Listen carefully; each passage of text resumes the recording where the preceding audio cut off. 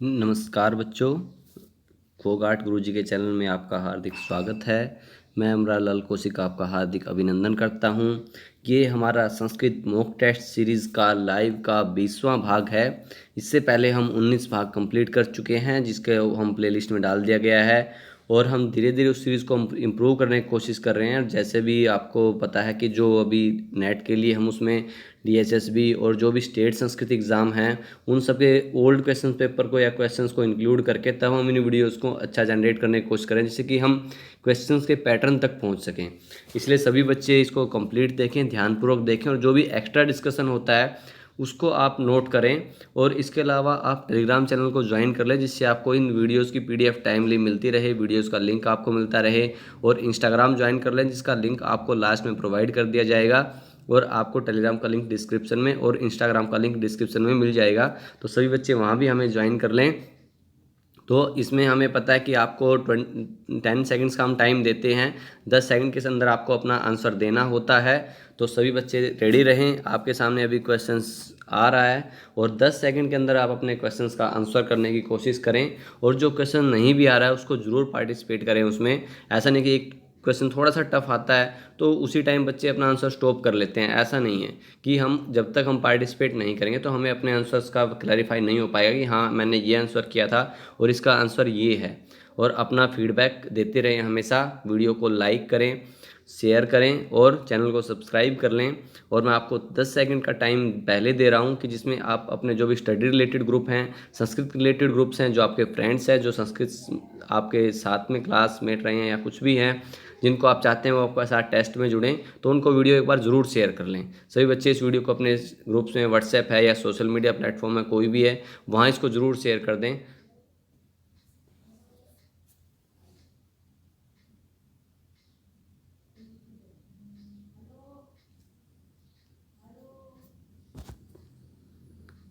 तो आपके सामने पहला क्वेश्चन आ रहा है।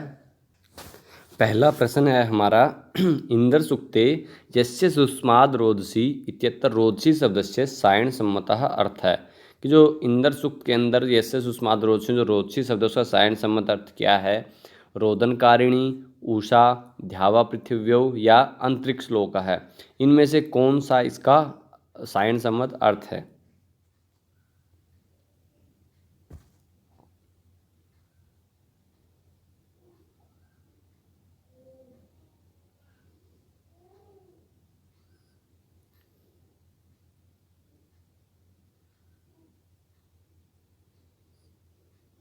यहाँ पर आपको पता है, अगर हम इंदर सूक्त के बारे में बात करें तो इंदर सूक्त जो है ये जो ऋग्वेद का प्रमुख हैं देव हैं, क्योंकि इनसे संबंधित कुल 250 सूक्त हैं और अन्य सूक्तों में इनके लगभग 50 सूक्तों में इनका वर्णन किया गया, तो लेकिन हम 250 ही गिनते हैं।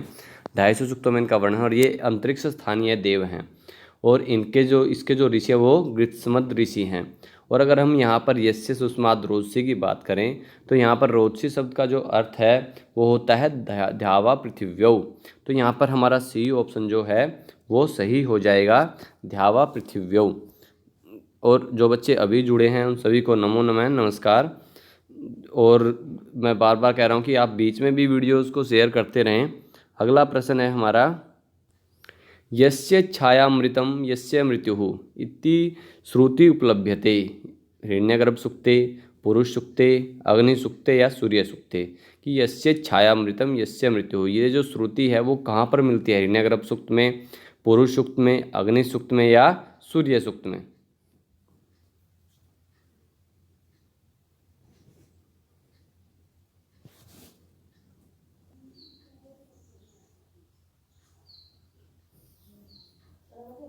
यहाँ पर इसका आंसर हो जाएगा यस्य छायामृतम यस्य मृत्युः, B यानी कि पुरुष सूक्त। यस्य छायामृतम यस्य मृत्युः इति श्रुति उपलभ्यते, पुरुष सूक्त। और अगर हम पुरुष सूक्त की बात करें तो ये कहाँ पर है? ऋग्वेद में। और ऋग्वेद के कहाँ पर? 10वें मंडल का 90वां सूक्त जो है वो कौन सा है? पुरुष सूक्त है। और इसके अगर हम ऋषि की बात करें तो इसके ऋषि हैं नारायण और देवता हैं पुरुष। और इसके अंदर कौन कौन से छंद हैं? अनुष्टुप और त्रिष्टुप छंद हैं। तो यहाँ पर यस्य छायामृतम यस्य मृत्युः इति श्रुति उपलभ्यते, पुरुष सूक्ते। अगला प्रश्न है हमारा, सुनः सेपोपाख्याने राज्ञः हरिश्चंद्रस्य गृहे वसति। जो सुनः सेपोपाख्यान है उसमें जो राजा हरिश्चंद्र के घर पर रहता है वशिष्ठ है, विश्वामित्र है, भरद्वाज है या नारद है।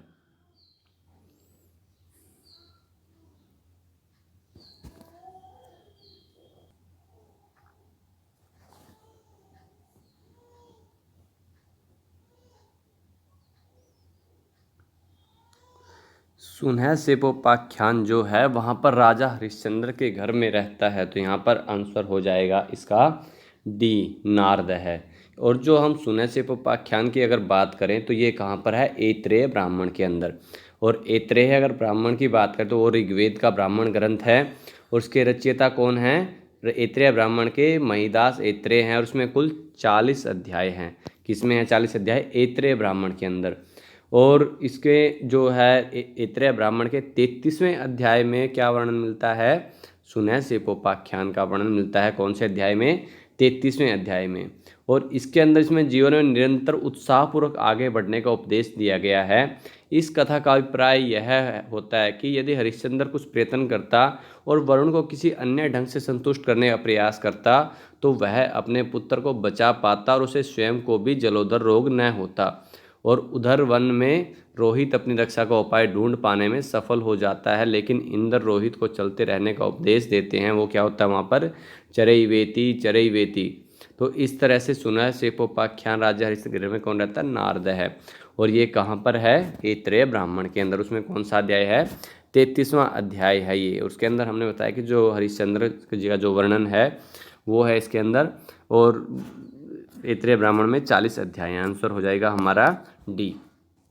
अगला प्रश्न है हमारा, सतपथ ब्राह्मणस्य पंच महायज्ञ मध्य नास्ति।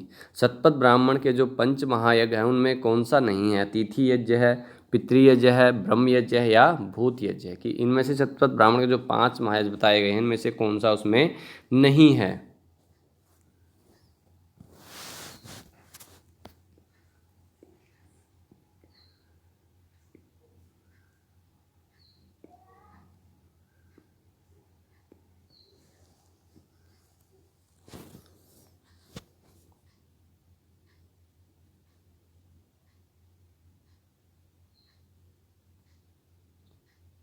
यहाँ पर हमारा आंसर हो जाएगा ए, अतिथि यज्ञ है। ए ऑप्शन जो है वो हमारा सही है। अगर हम सतपथ ब्राह्मण की बात करें तो सतपथ ब्राह्मण जो है वो शुक्ल यजुर्वेद की माध्ययनी तथा कानव दोनों शाखाओं पर उपलब्ध होता है। इसके प्रथम शाखा के अंतर्गत 100 अध्याय हैं तथा 14 कांड हैं। और जबकि जो दूसरी शाखा द्वितीय शाखा अंतर्गत इसमें 104 अध्याय और 7 कांड हैं। इन दोनों में मानदेनित शाखा ही प्रचलित है, ज़्यादा प्रसिद्ध है। 100 अध्याय होने के कारण इसका नाम सतपथ पड़ा। इसके रचयिता ऋषि याज्ञवल्क्य माने जाते हैं। तो इस तरह से यहाँ पर सतपथ ब्राह्मण पंच महायज्ञ मध्य नास्ति अतिथि यज्ञ है। तो अगला प्रश्न है हमारा, ऋग्वेदस्य पदपाठकारः अस्ति। ऋग्वेद का पद पाठकार है, यास्क है, वशिष्ठ है, साकल्य है या शाक्टायन है।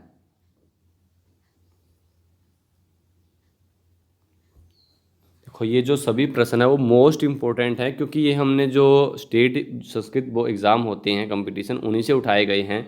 जो भी हमारी टेस्ट सीरीज चली है वो हमने क्वेश्चंस बेस रखा है प्योरली। ऐसा नहीं कि हमने उसमें से ऐसे ही एक टाइम पास करने के लिए क्वेश्चंस उठा लिए। वो सभी जो क्वेश्चंस आज तक करवाए वो मोस्ट इंपॉर्टेंट है, कोई भी इसमें इंपॉर्टेंट भी नहीं कहूँगा, मोस्ट इंपॉर्टेंट हैं। इसलिए आप उसमें से भी ऐसा ना कि वो जितने भी क्वेश्चंस हुए अब तक उनको आप प्रॉपरली नोट करके चलें, अपना एक पैटर्न तैयार कर लें उन क्वेश्चंस के ऊपर, और कंटिन्यूटी में उस वीडियो जिसकी कोई पार्ट छूटा हुआ है पिछले 19 भागों में से वो उन सभी भाग को देख ले कंटिन्यू एक बार। तो यहाँ पर हमारा ऋग्वेद से पद पाठकार है अस्ति, तो वो हैं साकल्य है। जो हमारा सी ऑप्शन है वो सही हो जाएगा, साकल्य। ऋग्वेद के पद पाठकार कौन है, साकल्य है। अगला प्रश्न है हमारा, ऋग्वेदे कव इत्यस्य कीदृशः सवरितः। जो कव है वो उसका कैसा सवरित है, संधिज सवरित है, जात्या सवरितः है या नित्य सवरितः है बोलते हैं उसको, आश्रित सवरितः है या अभिनिहित सवरितः है। ऋग्वेदे कव इत्यस्य कीदृशः सवरितः है।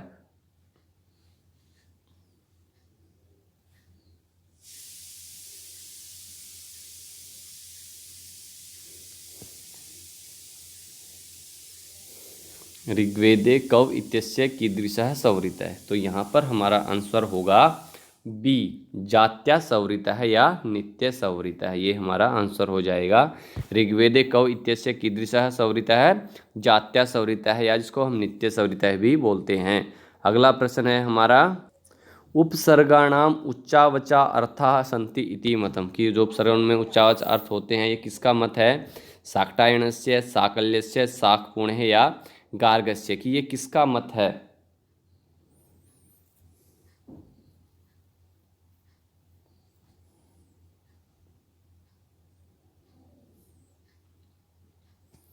यहाँ पर हमारा आंसर हो जाएगा डी, गार्ग्यस्य। ये किसका मत है?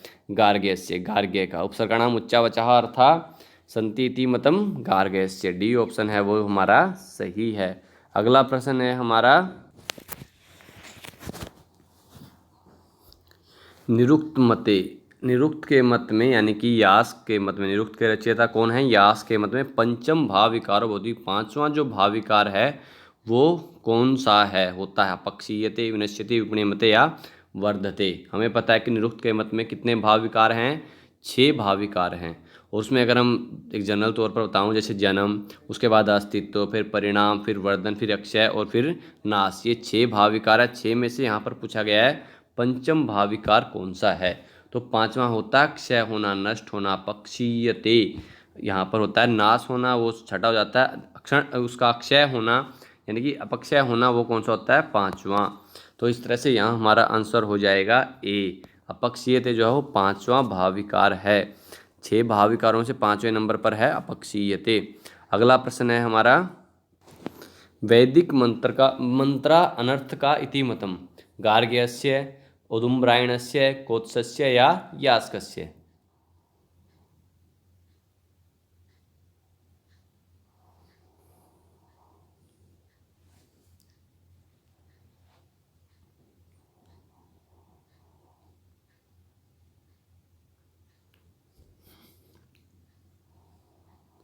वैदिक मंत्रा अनर्थ का इति मतम, ये किसका मत है?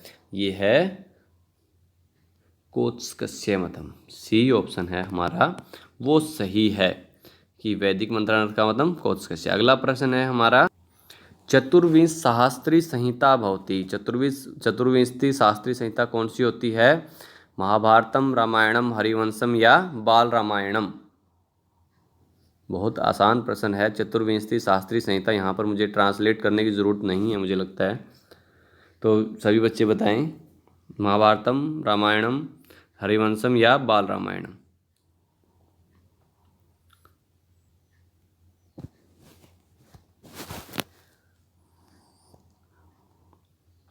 चतुर्विंशति सहस्त्र यानी कि 24,000। अब तो सभी समझ ही गए होंगे। वैसे सबका आंसर सही है रामायणम। कि यहाँ पर चतुर्विंशति शास्त्रीय संहिता कौन सी है? रामायण। 24,000 श्लोकों होने के कारण इसको क्या बोलते हैं? चतुर्विंशति शास्त्रीय संहिता। तो यहाँ पर हमारा बी ऑप्शन जो है वो सही हो जाएगा। अगला प्रश्न है हमारा, क्रौंचवध विषये विद्यते रामायणस्य। बालकांडे, अयोध्या कांडे, किष्किंधा कांडे, अरण्य कांडे। हमें पता है कि जो रामायण है उसके अंदर कुल 7 कांड हैं। तो क्रौंचवध किस कांड में वर्णित किया गया है? जहाँ पर ये श्लोक होता है, माँ निषाद प्रतिष्ठाम तुम ऐगमा शाश्वती समा यत् क्रौंच मिथुनादेकम वदी कामोहितम। को ये शुद्धि है तो देख लें श्लोक में।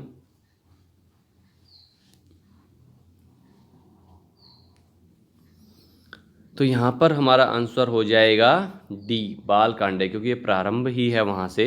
तो बाल कांड के अंदर क्रौंचवध विषय रामायण में विद्यमान है।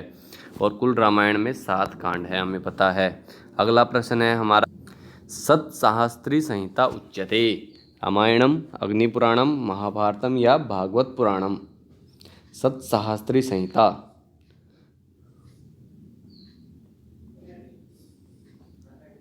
एक हम ऐसा ही प्रश्न पहले कर चुके हैं, तो हम कई बार इन प्रश्नों को बहुत कॉमन मान लेते हैं।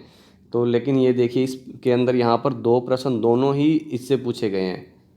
तो यहाँ पर हमारा आंसर हो जाएगा सत्सहस्त्री यानी कि 1 लाख। 100,000 यानी कि 1,00,000 जो हैं वो किसके अंदर श्लोक हैं? महाभारत के अंदर। तो यहाँ पर हमारा आंसर हो जाएगा सी। सप्तशास्त्री संहिता किसको बोलते हैं? महाभारत को। क्यों बोलते हैं? क्योंकि उसके अंदर 1,00,000 श्लोक हैं। अगला प्रश्न है हमारा, जयाख्यम महाकाव्यम अस्ति रामायणम बाल रामायणम बाल महाभारतम या महाभारतम, कि जयाख्यम महाकाव्य कौन सा है? रामायण, महाभारत, बाल रामायण, बाल महाभारत या महाभारत।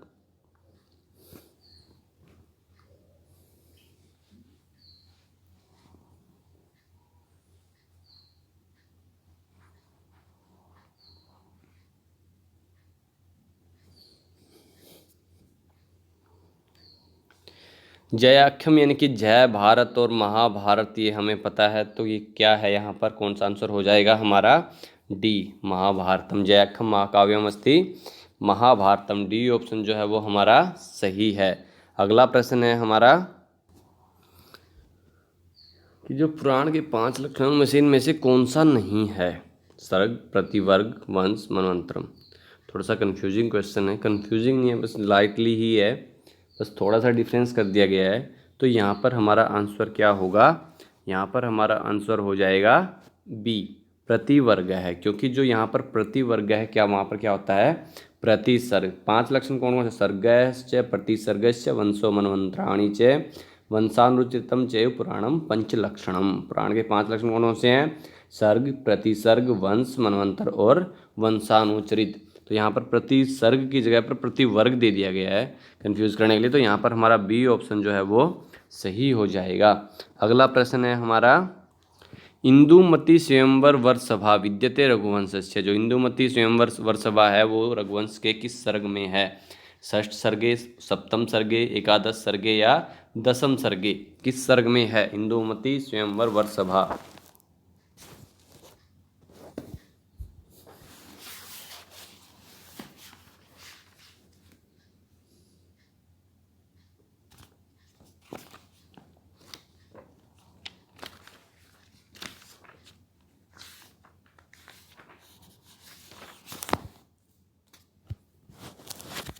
इंदुमती स्वयंवर सभा रघुवंश के किस सर्ग में है?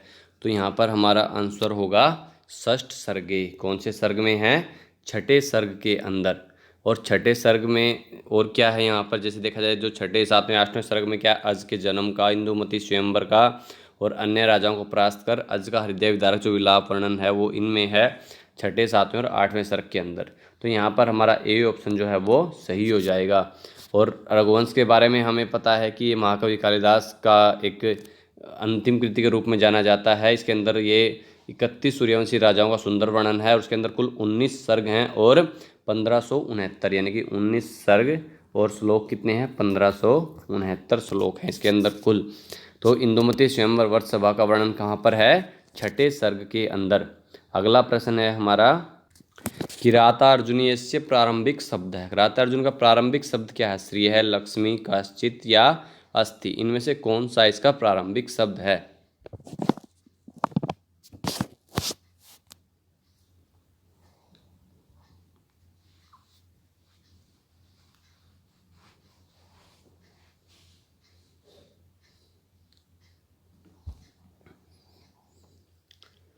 किरातार्जुनीयम हमें पता है महाकवि भारवी जी की रचना है और इसका जो मूल स्रोत है वो महाभारत ग्रंथ है। और इसके अंदर इंद्र तथा शिव को प्रसन्न करने के लिए अर्जुन की तपस्या को आधार बनाकर कवि ने कुल 18 सर्ग के इस महाकाव्य का वर्णन रचना की है। और यहाँ पर पहले प्रश्न का उत्तर देख लें हमारे। यहाँ पर हमारे प्रश्न का उत्तर हो जाएगा श्रिय है। जो किरातार्जुन का प्रारंभिक शब्द क्या है? श्रिय है। और इस हमें पता है ये बृहत्तरी का ग्रंथ है, उसके लिए हमने एक शॉर्ट ट्रिक आपको बता रखी है कि क्या है? किशन, किरातार्जुनियम, शिशुपाल वध और नैषचरित। इसमें 18 सर्ग हैं, इसमें 20 सर्ग हैं और इसमें 22 सर्ग हैं। तो यहाँ पर जो किरातार्जुन है भारवी जी की रचना है, 18 सर्ग हैं, श्री है इसका प्रारंभिक शब्द है। तो अगला प्रश्न हो जाएगा हमारा, रैवतक पर्वतस्य वर्णनमस्ति। रैवतक जो पर्वत है उसका वर्णन कहाँ पर है? नैषचरिते, शिशुपाल वधे, किरातार्जुनीय या रघुवंशे?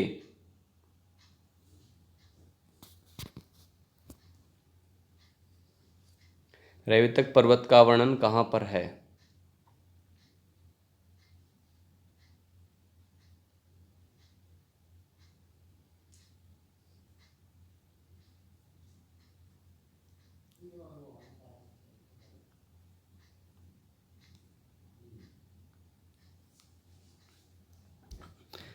ये जो रैवतक पर्वत का वर्णन है वो सबसे पहले हम देख ले कहाँ पर है। शिशुपाल वधे। तो यहाँ पर हमारा बी ऑप्शन है वो सही हो जाएगा। और शिशुपाल वध किसकी रचना है? माघ जी की रचना है शिशुपाल वध। और इसके अंदर मैंने बताया था आपको बृहत्त्रयी में कितने सर्ग हैं, इसमें 20 सर्ग हैं इसके अंदर। और कुल श्लोक कितने हैं? 1650 श्लोक हैं इसके अंदर। और जो अगर रैवतक पर्वत के बारे में हम बात करें तो इसमें जो चौथे सर्ग के अंदर इसके रैवतक पर्वत पर उनके सेना के पहुंचने का जो श्री कृष्ण का वर्णन है और पर्वत का अलंकृत वर्णन है। और पांचवें सर्ग में सेना के रैवतक पर्वत पर पड़ाव डालने का वर्णन है। और छठे पर्वत में कृष्ण की सेवाओं के लिए जो 6 ऋतुएं हैं उन सब का रैवतक पर्वत पर अवतीर्ण होता है। इस तरह से रैवतक पर्वत का वर्णन इसके चौथे, पांचवें, छठे इन सर्गों के अंदर इसका वर्णन किया गया है। तो यहाँ पर रैवतक पर्वतस्य वर्णनम अस्ति शिशुपाल वधे। अगला प्रश्न हो जाएगा हमारा, नैषधृत महाकाव्यस्य अंगिरसो भवति। नैषधृत महाकाव्य जो है उसका अंगिरस कौन सा है? ये तो तीनों बृहत्त्रयी से प्रश्न चल रहे हैं। इसका वीर है, करुण है, अद्भुत है या श्रृंगार है?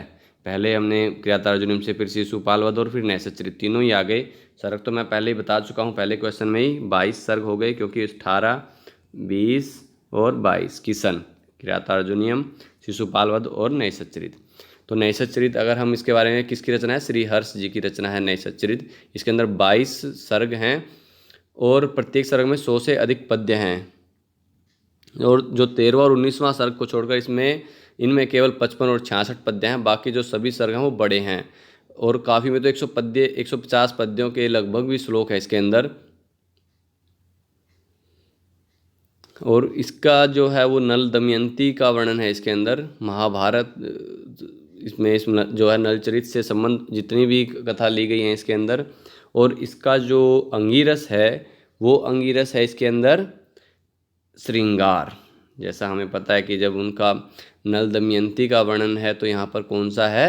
श्रृंगार रस का वर्णन है। यहाँ पर इसका जो अंगिरस है वो श्रृंगार रस है। और 22 सर्ग हैं इसके अंदर कुल। तो यहाँ ये बृहत्त्रयी का एक उस महाकाव्यों में से है। तो अगला प्रश्न है हमारा, अपहार वर्मा विशेषज्ञो अस्ति। चौर्य विषय, नाट्य विषय, यज्ञ विषय या संगीत विषय? अपहार्य वर्मा है वो विशेषज्ञ है कहाँ, किस विषय में?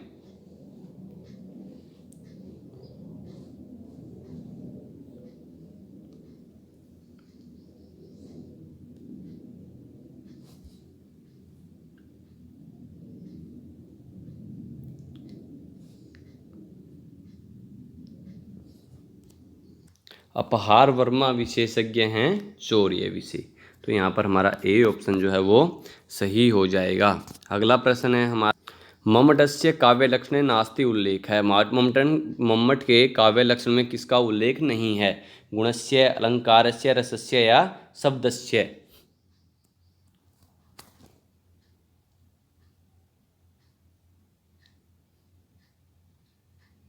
जो मम्मट का काव्य लक्षण है वो क्या है? तद एदोसौ शब्दार्थो सगुणवान अलंकृति पुनः कवापि। तो यहाँ पर किसका वर्णन नहीं है? तो वो हो जाएगा हमारा रसस्य। सी ऑप्शन जो है वो हमारा सही है। रस, मम्मट के जो काव्य लक्षण में इसका उल्लेख नहीं है रस का। काव्य लक्षण क्या है उनका? कि तद एदोसौ शब्दार्थौ सगुणवान अलंकृति पुनः कवापि, अर्थात दोष रहित, गुण सहित तथा अलंकारों से विभूषित शब्द एवं अर्थ को काव्य कहते हैं। किंतु यदि कहीं अलंकार स्फुट न हो तो भी कोई हानि नहीं होती। तो यहाँ पर हमारा सी ऑप्शन जो है वो सही हो जाएगा। अगला प्रश्न है हमारा, कांता संमितोपदेश युजे इति वर्तते। काव्य लक्षणे, काव्य कारणे, काव्य प्रयोजने या काव्य विभाजने?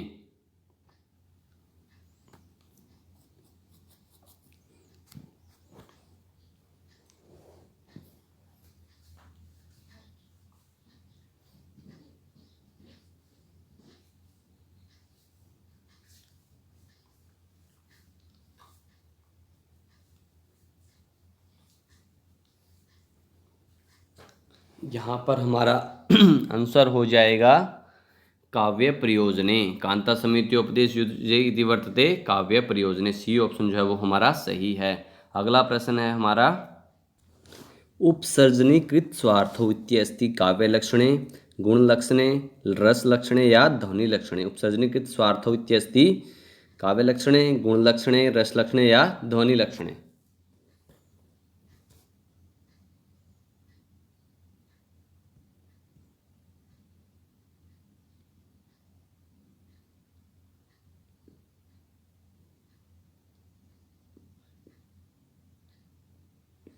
यहाँ पर हमारा आंसर हो जाएगा ध्वनि लक्षणे।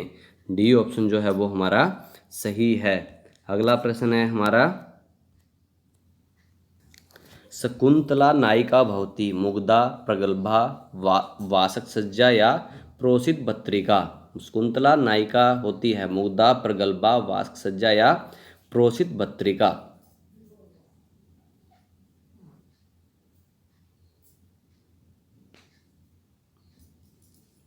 जो अभिज्ञान शाकुंतलम के अंदर जो शकुंतला है वो नायिका कैसी है, मुग्धा है, प्रगल्भा है, वास्क सज्जा है, प्रोसित भत्रिका है। तो यहाँ हमारा आंसर हो जाएगा ए मुग्धा। ए ऑप्शन जो है वो हमारा सही है। अगला प्रश्न है हमारा शाकुंतले नाटके भरत वाक्य नील लोहित है क्या। जो शकुंतल नाटक में भरत वाक्य है उसमें नील लोहित कौन है, किसके लिए कहा गया है, इंद्र है, ब्रह्म, शिव है या विष्णु। जो नील लोहित है यहाँ पर किसके लिए, भरत वाक्य के अंदर अभिज्ञान शाकुंतलम जो नाटक है शकुंतले नाटक के अंदर भरत वाक्य के अंदर नील लोहित किसके लिए प्रयोग हुआ है, कौन है, इंद्र है, ब्रह्म है, शिव है या विष्णु।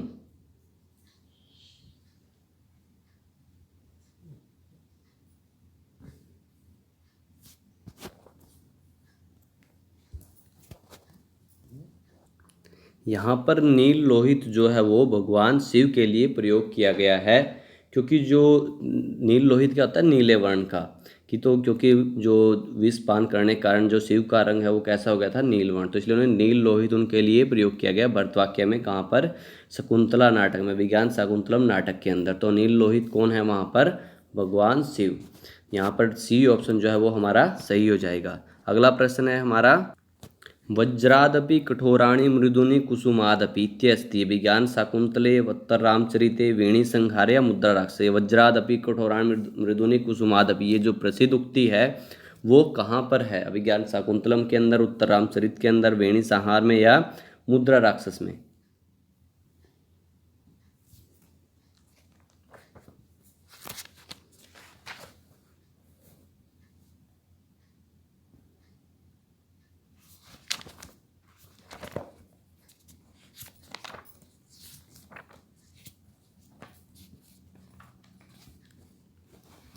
वज्रादपि कठोराणि मृदुनि कुसुमादपि बहुत बार पूछी जाती है युक्ति।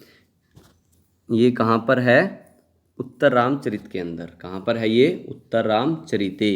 तो यहाँ पर हमारा बी ऑप्शन है वो सही हो जाएगा। उत्तर रामचरित के बारे में अगर हम बात करें तो वो भवभूति जी की रचना है और ये एक नाटक है। इसके अंदर कुल 7 अंक हैं।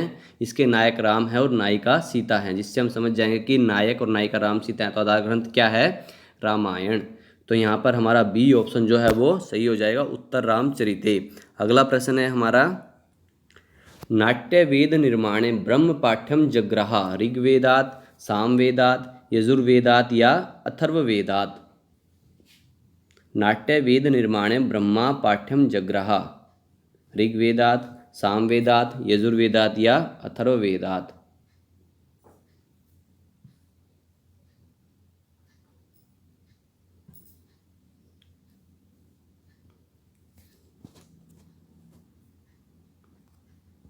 यहाँ पर हमारा ऑप्शन जो है वो सही हो जाएगा ए ऋग्वेदात। यहाँ पर कौन सा ऑप्शन सही हो जाएगा, ऋग्वेदात। ए ऑप्शन जो है वो सही है। नाट्यवेद निर्माणे ब्रह्मा पाठ्यम जग्रह ऋग्वेदात। ए ऑप्शन जो है वो सही है। अगला प्रश्न है हमारा श्रोत्रस्य श्रोत्रम मनसो मनोयद इति श्रुति अस्ति। ये श्रुति है कहाँ पर, कठोपनिषदि, केनोपनिषदि, ईशोपनिषदि या तैत्तिरीयोपनिषदि। ये उक्ति कहाँ पर है, ये श्रुति कहाँ पर है।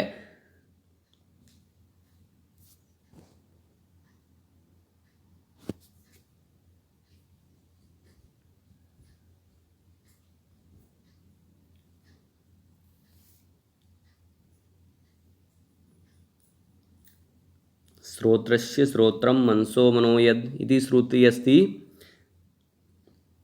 केनोपनिषदि। ये कहाँ पर है? ये केनोपनिषदि। जो बी ऑप्शन है वो हमारा सही हो जाएगा।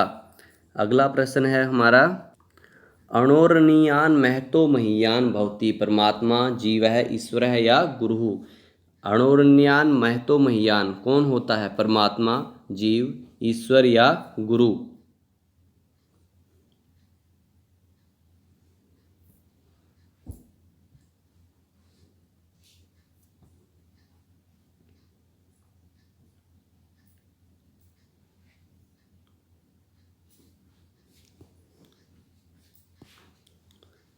अणोरणीयान महतो महीयान भवति परमात्मा। तो यहाँ पर ए ऑप्शन जो है वो हमारा सही हो जाएगा। अगला प्रश्न है हमारा, यान्यन वद्यानि कर्माणि तानि सेवितव्यानि इति श्रुति अस्ति। ये श्रुति कहाँ पर है? कठोपनिषदि, ईशोपनिषदि, तैत्तिरीयोपनिषदि या बृहदारण्यकोपनिषदि? ये श्रुति कहाँ पर है? यान्यन वद्यानि कर्माणि तानि सेवितव्यानि।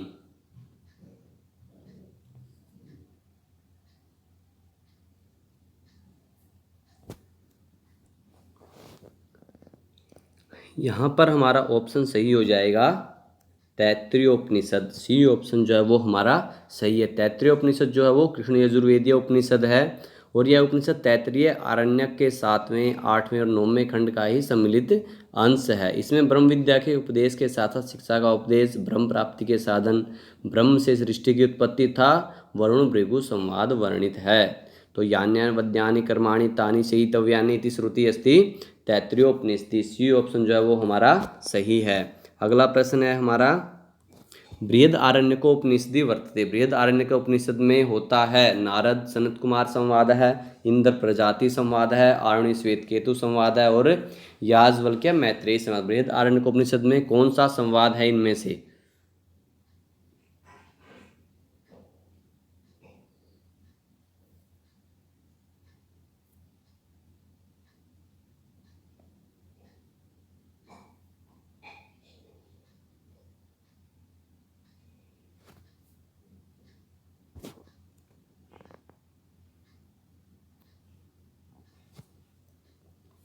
यहाँ पर हमारा ऑप्शन सही हो जाएगा याज्ञवल्क्य मैत्रेयी संवाद है। बृहदारण्यकोपनिषद में कौन सा संवाद है? याज्ञवल्क्य। और इसके अलावा इसके 6ठे अध्याय में जयबैली और श्वेतकेतु का संवाद का वर्णन भी है, लेकिन वो यहाँ पर ऑप्शन में नहीं है। तो यहाँ पर डी है याज्ञवल्क्य मैत्रेयी संवाद। अगर हम बृहदारण्यकोपनिषद की बात करें तो शुक्ल यजुर्वेदीय उपनिषद है। यह शुक्ल यजुर्वेद पर प्राप्त होने वाला सबसे बड़ा उपनिषद है। इसमें कुल 6 अध्याय हैं। प्रथम अध्याय में मृत्यु द्वारा संपूर्ण पदार्थों के ग्राह्य किए जाने का वर्णन है। दूसरे अध्याय में गार्ग्य तथा अजातशत्रु का रोचक संवाद है। तृतीय और चौथे अध्याय में, चतुर्थ अध्याय में जनक तथा याज्ञवल्क्य का आख्यान है। पंचम अध्याय में परलोक विषय और सृष्टि विषयक तथा नीति विषयक विषयों का विवेचन है। षष्ठ अध्याय में जयबैली तथा श्वेतकेतु का संवाद वर्णन है। तो यहाँ पर हमारा जो ऑप्शन में से हो जाएगा याज्ञवल्क्य मैत्रेयी संवाद। डी ऑप्शन जो है वो हमारा सही है। तो इस तरह से हमने जो आज 30 प्रश्न किए हैं, ज़्यादा अब मैं इसका सेकंड पार्ट, इसमें जो आगे प्रश्न है वो अगले भाग में करेंगे। तो अभी मैंने आपको बताया, जितने भी आप बच्चे वीडियो देख रहे हैं तो वो सभी अपना फीडबैक शेयर करें ज़रूर। वीडियो को ज़्यादा से ज़्यादा शेयर करें, ज़्यादा से ज़्यादा लोगों तक पहुँचाएँ, क्योंकि जितना ज़्यादा आगे बढ़ेगा उतना ज़्यादा एक होता है हमें भी कि हाँ इतने बच्चे को बेनिफिट ले रहे हैं, जुड़ रहे हैं। क्योंकि इसमें इतना ज़्यादा बेनिफिट हमें नहीं है जितने बच्चों को है, क्योंकि कई सोचते हैं कि इनमें ऐसा कुछ होगा, लेकिन ऐसा कुछ भी नहीं है। आप लोगों के लिए बनाया जा रहा है, आप लोगों के लिए मेहनत की जा रही है। तो सभी बच्चे जो भी नेट, JRF या स्टेट एग्ज़ाम संस्कृत से रिलेटेड कोई भी तैयारी कर रहे हैं तो आप वो यहाँ पर कर सकते हैं कम्प्लीटली। इसके अलावा जो बच्चे, जो टीचर हैं संस्कृत के, वो NCERT बुक्स की अगर कर रहे हैं तो इस वीडियो के लास्ट में आपको चैनल का लिंक दे दिया जाएगा। तो आप NCERT बुक्स का भी वहाँ पर, बुक्स के लिए उस चैनल को देख सकते हैं मेरे। वहाँ पर मैं खुद ही वीडियोज़ को बना रहा हूँ। सभी जितनी NCERT बुक्स हैं 6th, 7th, 8th, 9th, 10th, वो हमारा वहाँ पर टारगेट है कि हम सभी को वहाँ अपलोड कर दें, जिससे कि बच्चों को परेशानी ना हो। तो सभी बच्चे सभी कंप्लीट वीडियो देखें। जो भी पिछले भाग हमने कंप्लीट किए हैं उनको देखें, अगर जिस बच्चे के छूट गए हैं। इसके अलावा हमने मॉक टेस्ट सीरीज़ भी डाली हुई है, वो भी देखें। टेलीग्राम चैनल से जुड़ जाएं आप लोग।